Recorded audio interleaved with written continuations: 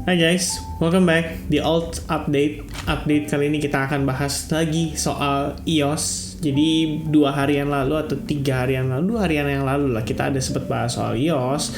Dan kemarin market crypto turun ya kan, karena Bitcoinnya drop gitu. Dan EOS tentu saja akan pasti terkena pengaruh.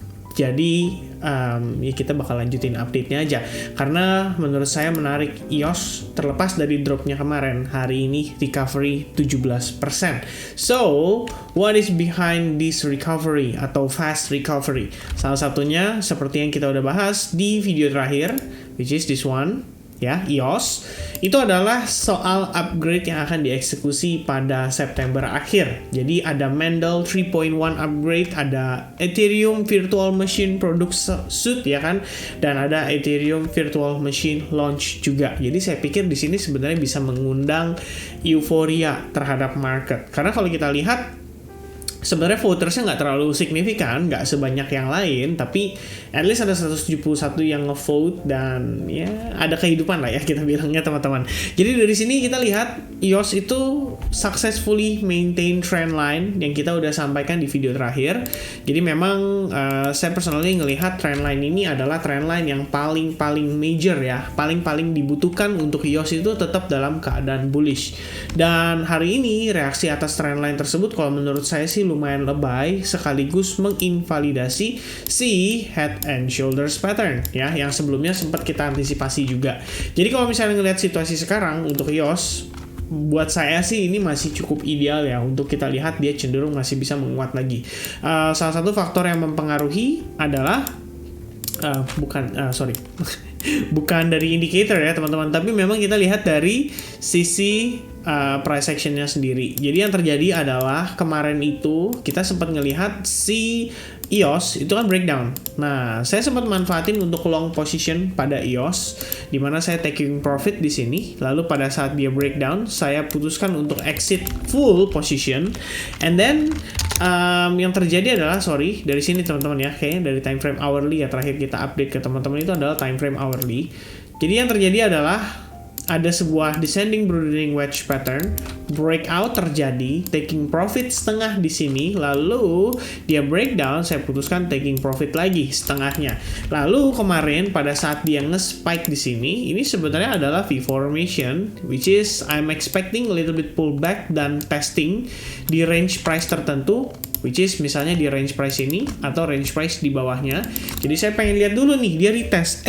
Ternyata karena Bitcoinnya juga breakdown, dia turun agresif. Saya pikir sebetulnya sempat ngelihat ya kayak wah sayang banget, harusnya bisa di long nih. Menurut saya masih ideal gitu kan. Mengingat kita itu dekat banget sama trendline time frame daily-nya, dan overall menurut saya sih EOS itu masih bullish ya, dalam artian ini harusnya lower high, lower low, yang terjadi malah kita sekarang create higher high gitu kan. So basically simple higher high, higher low sequence saja itu kalian udah bisa lihat bahwa EOS di sini menurut saya masih ada probabilitas untuk dia create another higher high. Jadi sentimennya masih positif sampai akhir bulan. Mungkin yang menjadi menurut saya menjadi yang nahan situasinya adalah the Fed Chair Powell speak aja besok, dan akan ada rilis CPI data minggu depan. Ini mungkin bisa menjadi sentimen yang cenderung negatif untuk market crypto, dan mungkin saja EOS jadinya tertekan lagi gitu. Jadi saya pun nggak terlalu FOMO ya. Sebenarnya kalau misalnya situasi ini kan sudah kita bisa anggap dia sudah breakout signifikan ya. Dia retest terhadap trendline, as you can see trendline-nya dites ya. Ini boleh slide sedikit lah ya, dan kita bisa anggap ini sebagai fake out, oke. Tapi yang pasti adalah kalau misalnya kalian gunakan teori supply demand, ini nih terdapat di range ini tuh terdapat area demand yang lumayan signifikan ya. Nggak cuma di sini, di bawahnya pun sebenarnya ada ya. Jadi kalau bagi saya sebenarnya ini kita bisa considering as order block, atau bisa juga dibilang sebagai area demand atau supply zone ya. Kalau supply itu di atas biasanya, kalau ini berarti demand, karena spike yang terjadi setelah area ini disentuh itu lumayan lebay teman-teman ya. Jadi ada kemungkinan besarnya tuh akan ada reaksi pada saat area tersebut berhasil dites. Jadi kalau buat teman-teman yang mungkin following Instagram saya, harusnya tahu ya hari ini saya ada ngambil di RLC, ambil long position, dan reasonnya tuh simple banget karena terdapat memori, teman-teman. Ingat spike yang begitu signifikan ini, kalau kalian di lain waktu itu ngelihat kondisi yang sama, itu sebenarnya bisa dimanfaatkan untuk yang tipe aggressive trader. Yang penting adalah kalian tahu supportnya, key levelnya, and then apakah dari level tersebut akan istilahnya gini. Kalau misalnya key level itu berhasil ditembus, apakah market itu akan cenderung turun drastis atau naik signifikan? Ibaratnya kayak gitu. Jadi kalau misalnya ada support level, which is ini adalah kita anggap sebagai area lantai, dan ternyata itu merupakan key level. Key level yang saya maksud sebagai contoh yang baik itu misalnya di Algo deh ya, Algorand gitu. Kalau kita lihat dari situasi si Algorand, kalian bisa lihat ya, ini key level. Nah, kalau dia break dari support ini, wah ini artinya dia bakal drop signifikan.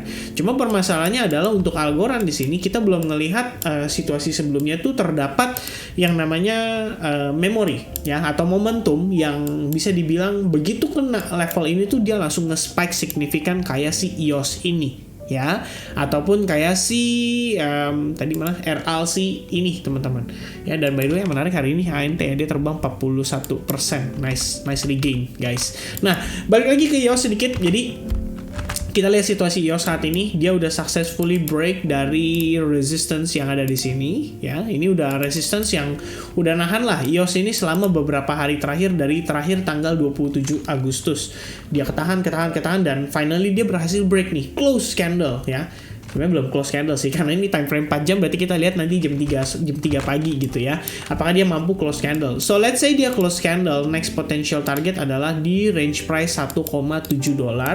Jadi kalau misalkan saya nih, ini buat saya personally, sekali lagi ini adalah opini, saya bisa aja salah, jadi please jangan diikutin mentah-mentah. Make sure kalian punya strategi atau analisis mandiri ya. Jadi ekspektasi adalah kalau kita lihat di sini, let's say kita gunakan indikator seperti RSI misalnya atau stochastic RSI. Di sini kita lihat dia sudah masuk ke teritori overbought dan RSI-nya pun sama-sama sudah overbought. Memang kita belum melihat adanya kayak divergence. Mungkin kalau di time frame 15 menit sempat ada divergence tapi diinvalidasi ya. Nah cuman yang pasti adalah kalau misalnya kita ngelihat dia di teritori overbought, artinya kan ekspektasinya adalah ada koreksi dulu nih. Kalau misalnya ada koreksi dulu, saya akan gunakan Fibonacci retracement from the lowest price to the top price, dan kita lihat di area Fibo 50 sampai 38,2 dulu. Dengan asumsi tren yang ada pada EOS ini merupakan tren yang lumayan kuat. Jadi ibaratnya kalau misalkan dia nyentuh 38,2 tuh ada possibility lah, itu istilahnya bisa mantul gitu. Sebentar, mungkin saya kasih contoh teman-teman ya, biar teman-teman bisa lihat yang mana. Nah ini dia ya. Jadi kalau kalian ngelihat Fibonacci retracement ya, kalian gunakan Fibonacci retracement saat trend market lagi kuat, itu nyampe 38,2 tuh ada possibility dia bisa mantul ya. Kalau misalkan lagi normal trend aja ya 50, kalau lagi lemah ya golden ratio gitu. Makanya golden ratio sebenarnya most of the time orang bilang itu area yang paling penting lah untuk kita ngelihat di Fibonacci retracement gitu. Karena memang biasanya di 61,8% itu artinya dia udah koreksinya lumayan ya. Dan golden ratio atau Fibonacci 61,8 itu punya sejarah lah kita bilang di Fibonacci-nya sendiri ya. Jadi guys, so let's get back to the price action. Kalau misalnya kita ngelihat trennya balik lagi dia powerful, I'm expecting a little bit pullback, mungkin sampai 38,2 baru kemudian dia mantul lagi. Nah dari situ kita lihat dulu nih ya, masalahnya ini kan belum pasti nih apakah dia akan pullback, bisa aja dia masih naik lagi gitu ya kan, karena kita perlu dia ngelihat dia pullback dulu, bener-bener pullback yang artinya ada rejection, dan kalau ada rejection berarti ada koreksi, kalau ada koreksi berarti ada opportunity untuk entry. I think that's it teman-teman ya, itu aja quick update dari saya untuk si EOS. Intinya kalau kalian tanya EOS menurut saya gimana, sentimen masih positif, price action masih positif. Jadi I think possibility untuk dia masih bisa naik ya, kita bilang ya. Ini nggak bilang bullish sampai ke $3 $4 ya. Kadang saya suka bete sama orang-orang yang kalau dibilang kayak gini dikit-dikit, wah dibilang dikit langsung bullish. Nah itu kayak gitu ya, jadi curhat sedikit ya. I think that's it teman-teman. Once again, thank you so much for watching this video. I hope kalian bisa dapetin informasi yang menarik seputaran EOS yang saya sampaikan tadi, dan semoga kiranya bisa bermanfaat. Thank you so much. Sampai ketemu di update berikutnya. God bless everyone. Cheers and goodbye guys.